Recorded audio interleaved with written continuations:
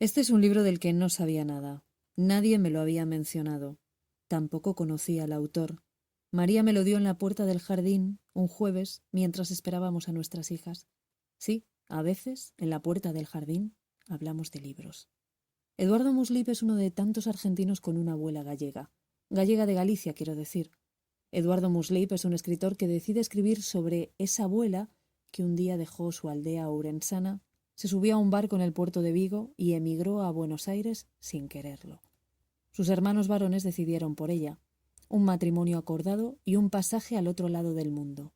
Quiso volver, volvió y la embarcaron de vuelta. Este no es un libro sobre los avatares de los emigrantes pobres que llegaron a Argentina en busca de un porvenir. Tampoco es un panegírico sobre una abuela amorosa. Nada más lejos. Florentina es todo lo contrario. Florentina habla poco. Florentina añora la Galicia de la que la obligaron a emigrar.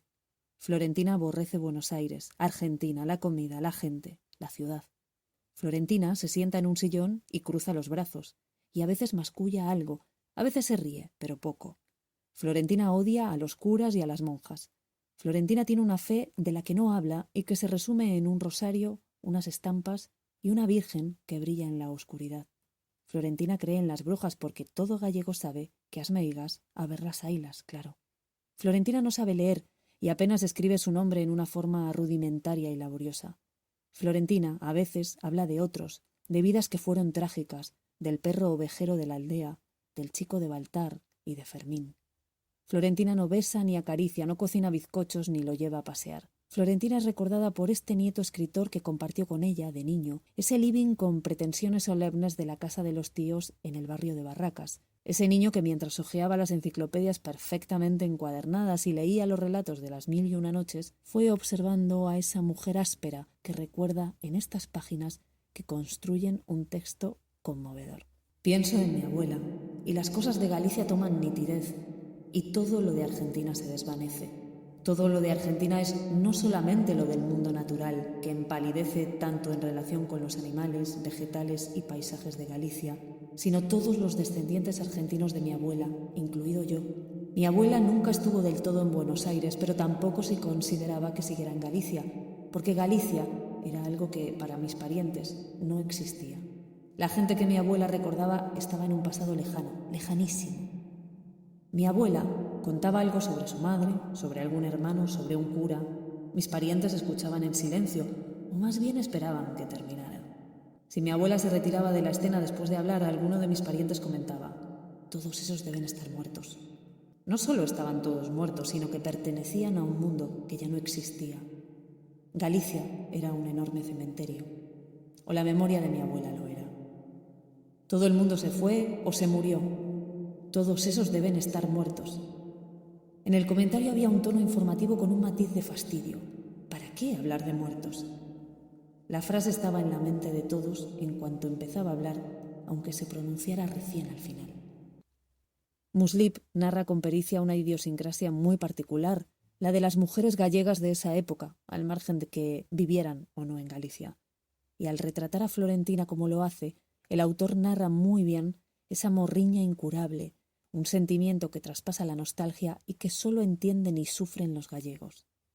Esta es una novela que despliega un humor que se acerca mucho a la retranca gallega, que, vale aclarar, aunque se parece, no es lo mismo que la ironía. Pero tengo que decir que la retranca, como la morriña, no tienen acepciones propias, son de difícil definición y, además, son patrimonio exclusivo de Galicia. Eduardo Muslip, de alguna manera, da buena cuenta de ellas en esta historia extraordinaria. Yo nunca jugué con el pequinés y no recuerdo ni haberlo acariciado. Resultó malo. Tenía un aire al niño vecino. Alguien lo notó, incluso lo dijo, lo que desmerecía al perro. El niño había caído en desgracia desde la sospecha de que había intervenido en la destrucción del chino. Mordía las visitas.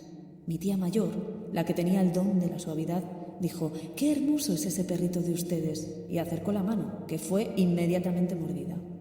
Él tenía actitudes impacientes. Le gustaba estar con gente, pero lo cansaba la vida familiar. En general estaba en un rincón de la cocina-comedor, pero terminaba por aparecer en el living. No le gustaba escuchar la radio, y cuando mis parientes se demoraban en cambiar de estación, sin bajar el volumen mientras pasaban de ida y vuelta por todo el espectro del dial, se exasperaba y se iba al living. No se acercaba a mi abuela ni a mí. se subía a uno de los inmensos almohadones del sofá, lejos de nosotros. El almohadón no llegaba a hundirse, el pequinés era muy liviano. Suspiraba profundo para dejar atrás la experiencia agotadora por la que había pasado y se dormía. Mi abuela ni se inmutaba ante la presencia del perro. No participó de los elogios cuando fue presentado, ni le dedicó caricias. La primera vez que el pequinés entró al living, mi abuela y yo lo seguimos con la mirada. Vimos cómo daba una breve vuelta, cómo subía al sillón, suspiraba, se dormía. «Estos perros argentinos que no sirven para nada», dijo mi abuela. Florentina es una novela conmovedora en la que encontramos un interesante ejercicio de la memoria familiar, de lo que deja el tiempo, de lo que heredamos, de cómo lo recibimos y qué hacemos con ello.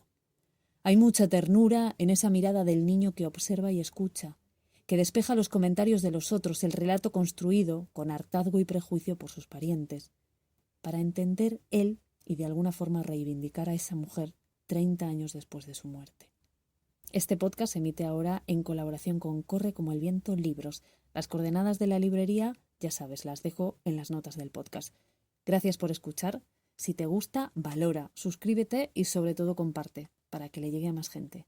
Hasta la próxima.